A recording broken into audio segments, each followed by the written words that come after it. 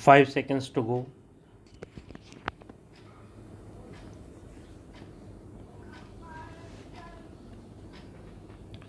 Start.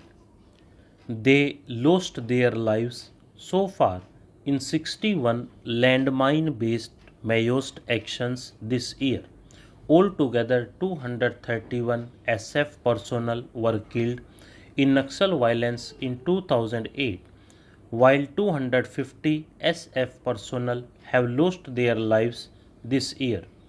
In a bid to expand its network and influence, the CPI Mayoist has been seeking alliances with secessionist and terrorist elements in the country.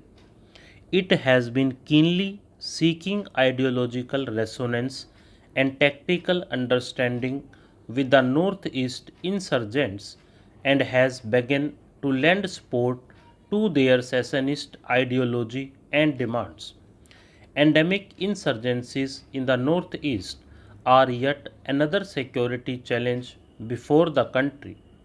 The trend of gradual deterioration in security situation during the last several years seems to have been checked this year with relative decline in overall violence. Sharp shrinkage in social resonance has rendered the ULFA a much weaker organization. A significant chunk of the NDFB choosing to absorb violence and seek redressal through constitutionally available means has marginalized the anti-Toks faction and has led to a perceptible reduction in violence in Lower Assam. The hill districts nevertheless remain disturbed. We welcome the recent decision of the DHDJ to surrender arms, remain in camps, and told to the government of Assam on their demands. The security situation has improved perceptibly in Meghalaya and Tripura, where insurgencies have been contained successfully. Regretfully, Manipur remains resistant to counter-insurgency interventions.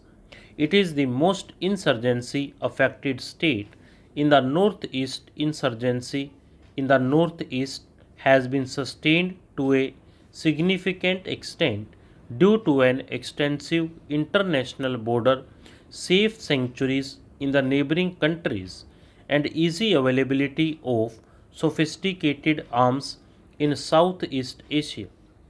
Large scale diversion of development funds to the militants gives them easy access to critical resources, which helps them recruit new cadres as well as procure arms.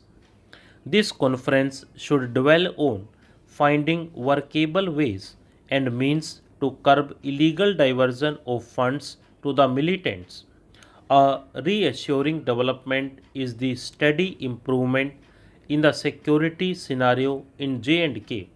The impressive turnout in the assembly elections in 2008 and the smooth conduct of the Lok Sabha polls in 2009 in the fact of a boycott call by the separatists have been a major setback to the separatists and their mentors across the border.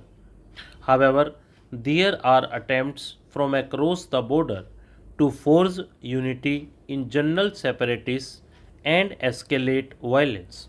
The J&K police and security forces operating in the state must not lower their guard in the backdrop of recent improvement in the situation and be ever vigilant against likely attempts to step up violence, be they terrorists, left wing extremists, of insurgents. They often take advantage of our systemic constraints. The police forces work within the existing legal framework and normally remain operationally confined to their respective states. Terrorists, extremists, and insurgents do not face such constraints. An effective strategy to neutralize them is predicated upon an institutionalized mechanism for intelligence sharing and operational coordination among the police forces across the country. Government has created and empowered the Multi-Agency Center MAC located in the Intelligence Bureau as a dynamic institution for intelligence coordination on counter-terrorism. Its charter and responsibilities have been defined by the Executive Order of December 31st, 2008. A 24 into 7 control room in MAC has become operational. Similar control rooms at 29 subsidiary multi-agency centers SMACs in different states have been set up. A process has been set in motion to create data centers in all the state capitals as well as an electronic network between MAC, SMACs and special branches of all the states. MAC is also in the process of creating a central database on terrorists and related issues. Let me state our position clearly on terrorism. Our stance is zero tolerance. We shall raise our level of preparedness to fight any terror threat or terror attack, and in the case of a threat or attack, our response will be swift and decisive. On left-wing extremism, we are of the firm view that there is no place for an armed liberation struggle in a republican democracy. We urge the left-wing extremists to abjure violence and told to the governments concerned on any issue, especially development that affects the people. On insurgency in the northeast, we urge the insurgent groups to lay down arms and hold talks with the governments concerned on matters relating to governance, development, cultural identity, etc. In the past 9 months, we have taken a number of measures to build capacity and raise the level of preparedness to meet threats to our internal security. Many of these measures are quite commonplace.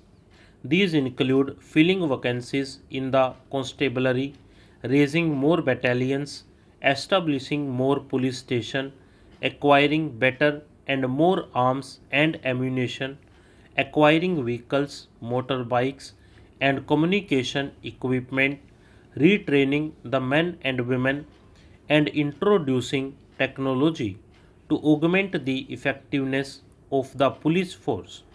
The measures that we have taken were long overdue and, in a sense, exposed the neglect and tardiness of the past.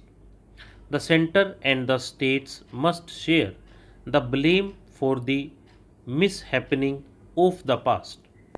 Stop.